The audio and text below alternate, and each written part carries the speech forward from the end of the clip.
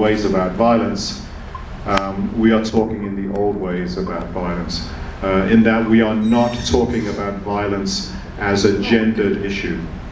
That all our discussion is about what's wrong with youth violence, why are kids killing kids, and he said, this is not kids killing kids, this is boys killing boys and boys killing girls.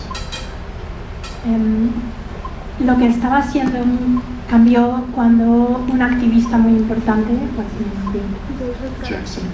Jackson Katz, cuando un activista muy importante, Jackson Katz, le llamó, estaba muy enojado, muy irritado, no con él, sino con la cultura, con la situación, porque acababan de ocurrir los tiroteos en 1998 en una escuela, y lo que Jackson Katz tenía que decir era que se estaban enfocando en el porqué de la violencia, youth violence, el porqué de la violencia juvenil, pero lo que Jackson Katz veía era que había un elemento de género.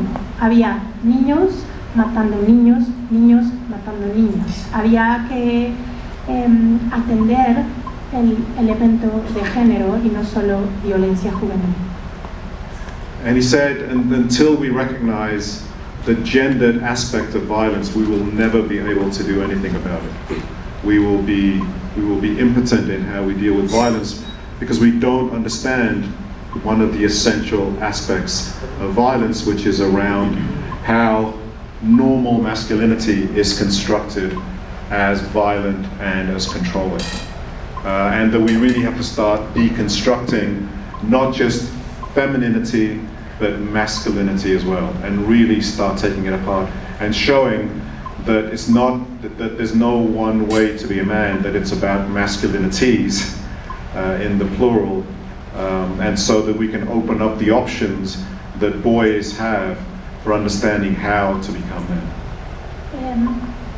Hasta lo que la activista decía era que hasta no reconocer ese elemento de género no iban a poder cambiar esta forma de ver la vida en donde solo se acepta una masculinidad, y que mientras se estaban haciendo esfuerzos por deconstruir la feminidad, también se tendrían que hacer esfuerzos por deconstruir la masculinidad para crear nuevas formas de ser hombre, nuevas formas de ser masculino, de vivir la masculinidad. And so so he asked me to make a film, or to work together on a film, which we did, and the film was called Tough Guys.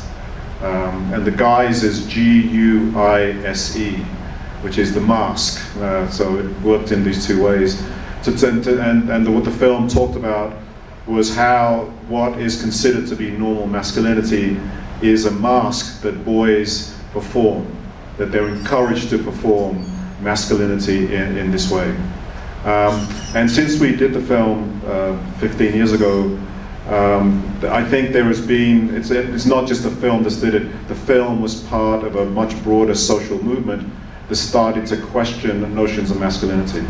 And I think in the last 15 years, the film has helped to open up the way in which we talk about gender, and to talk about gender not just in terms of femininity, which we had done for a long while. Feminist scholars had really, we know a lot about how femininity is represented. We didn't know a lot about how masculinity is represented. And I think in the last 15 years, that's starting to change, as was just reflected in the presentation that you gave. Entonces, Jackson Katz le pidió hacer Jackson Katz y Sut Jhally hicieron una película juntos que se tituló Tough Guys, que es un juego de palabras. No solo quiere decir chicos rudos, sino chicos con máscara, porque guys está escrito como disfraz. Y en la película, como el tema de la película era cuestionar que la masculinidad normal, como se vive, esa masculinidad es una máscara que los chicos tienen que tener, y que son empujados a vivir en esa máscara de masculinidad. La película se hizo hace 15 años y fue parte de un movimiento social. Y la película ha ayudado a hablar del género, no en términos de feminidad o feminismo, que ya el feminismo estaba siendo deconstruido, la imagen femenina estaba siendo deconstruida, sino en términos de masculinidad, también de deconstruir cómo se ve al hombre, cómo se ve la masculinidad y cuáles son las otras posibilidades. And the film had two parts. The first part looked at how the stories of masculinity were in popular culture. So we looked at movies, we looked at music videos, we looked at advertising, we looked at everything that showed the normalization of masculinity in this very, very narrow and tough way. La película tenía dos partes. La primera parte era estudiar cómo se veía ese chico rudo, esa masculinidad ruda, violenta, en los medios, en la cultura popular, en películas, en revistas. And there's also there's a section in the film which is actually one of my favorite sections of any of the many films I've worked on. And it talked about alternative, different representations of masculinity that you could find in the media that were very, very popular. And so when you look, that there are different notions of masculinity, in which masculinity is presented in more vulnerable ways, in which masculinity is presented in emotional ways as well. And these were very, very popular images. So that the image that we see that comes across in media, in mainstream media, is not popular. And when people are given a choice of shown another kind of representation, that they latch onto those.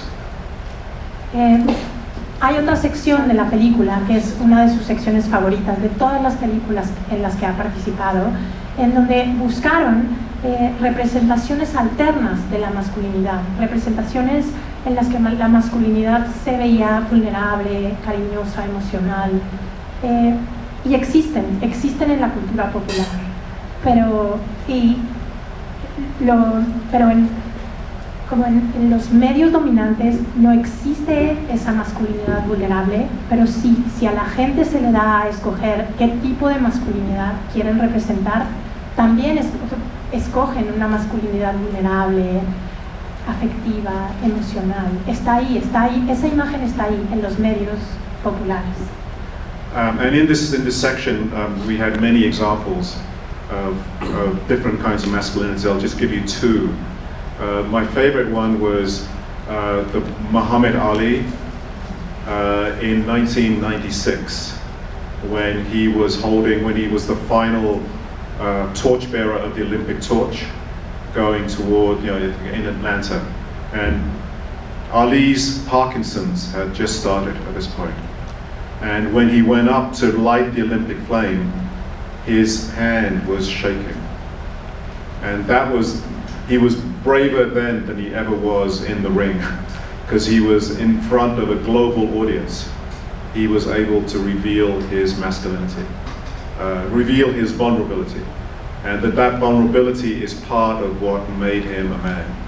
And I think that is what we need to encourage. We need to encourage those forms of representation that open up different ways of being a man. And when people who embody what is traditional masculinity do it, it becomes even more powerful.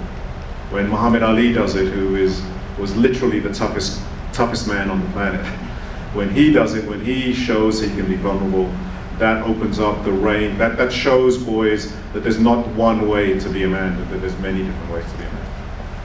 En esta sección de representaciones alternas de masculinidad hubo dos ejemplos que son sus favoritos. Uno es cuando a Muhammad Ali en 1996 en las Olimpiadas de Atlanta le tocó ser el último atleta en llevar la antorcha para prender la antorcha olímpica. Su Parkinson ya había empezado y justo cuando llegó al pebetero su mano temblaba muchísimo. Y esto fue visto a nivel global. Esta masculinidad, el hombre más rudo, el boxeador más tremendo del mundo, temblaba al prender la antorcha, y esa otra manera de ser masculino llegó a un nivel global y está muy bien. I'll give you one more example, then I'll stop. The other example that we used was it was a baseball player called Mark McGwire. In around 2001, 2002, he broke the home run record in the major leagues in the United States. And Mark McGwire is big and tough, his shoulders out to here, I mean very, very muscular. The epitome of traditional masculinity. And in a press conference he was giving, where he was announcing he was going to donate $1 million to a charity for abused children, he started to cry. And he was, the sports journalist in the room, they're used to sports people crying when they win or lose. They weren't used to seeing this very, very powerful man, the most powerful, starting to break down emotionally. But it was an incredible moment, where again the notions of what it means to be a man would suddenly open up. El segundo ejemplo es en 2001-2002, cuando el beisbolista Mark McGwire rompió el récord de home runs.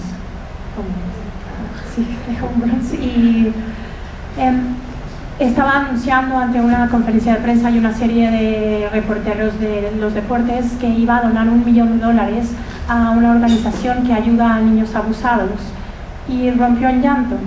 Y normalmente los reporteros usan a los atletas llorando, ya sea para mostrarlos cuando ganan o cuando pierden. Pero Mark McGwire, que es un hombre muy grande, muy ancho, es el epítome de la masculinidad dominante, de pronto abrió las posibilidades al mostrarse llorando por ayudar. And so I think the job we have to do is, there's two parts of the job. One is the analysis and to point out what traditional masculinity looks like, so that when you see it, you can recognize it, so it's not invisible. Because unless you can see it, you can't struggle against it. And so you have to make it visible. And the other part is to show that there are other ways of being, especially for young boys, but also for girls, that there are other ways of becoming a man that are not limited, as Veronica said, in this narrow box of the tough guys. That we need to encourage boys to break out of this very, very narrow confines of how masculinity is defined. Thank you. Lo que Sut Jhally cree que hay dos puntos en los que hay que trabajar. Uno es el análisis de la masculinidad tradicional. Hay que reconocerla para poder luchar contra ella. Hay que decomponer esa masculinidad tradicional, saber de ella para luchar contra ella. Y el otro punto en el que hay que trabajar es mostrar otras alternativas en las que los niños puedan ser masculinos. Ese salir, como dijo Verónica, de la caja negra. Hay que romper los confines de esa masculinidad tradicional y darles a los niños otras alternativas de ser.